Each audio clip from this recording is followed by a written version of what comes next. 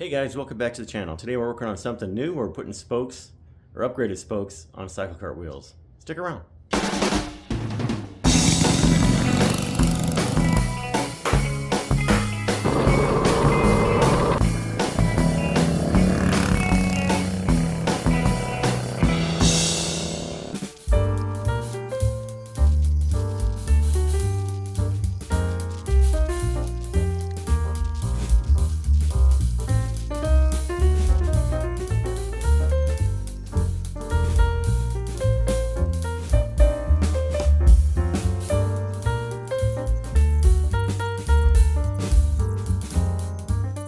Okay, so I've got my spokes here from Buchanan Spokes.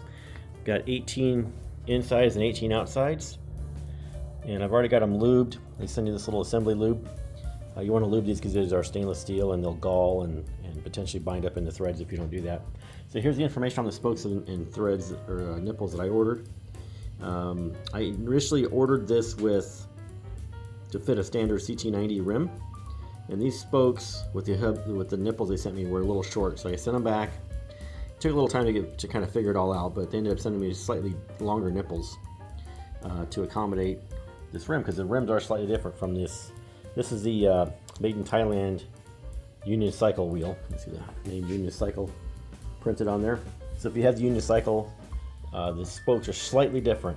They're going to be a little bit. If you get standard Honda spokes, it might be a little too short. So anyway, there's the information. Pause that, or you can call Buchanan and tell them what you have. They may ask you to send. What I ended up doing was I sent them a sample spoke. So anyway, we're going to start lacing this up, insides and outsides, all the way around. I did have to open up these a little bit. We're using a standard size nipple, so I should not have to open these, because this is a swedged. So it goes from an 8 gauge, you kind of see it's a little thinner right here, to 9 gauge. This is typically where it breaks, up here at the top.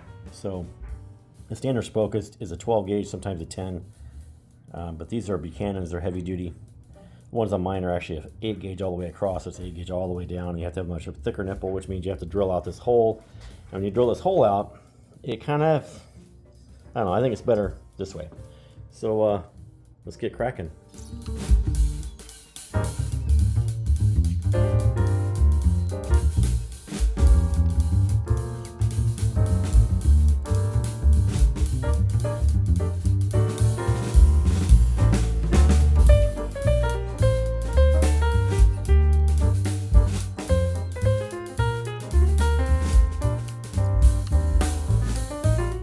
Okay guys, so we got these laced up. This didn't go real easy for me. A couple times I crossed up the spokes and had to start over, but I figured it out. So one of the tricks I'll share with you is the spokes are directional. So there's the front of the rim, which has a label on it.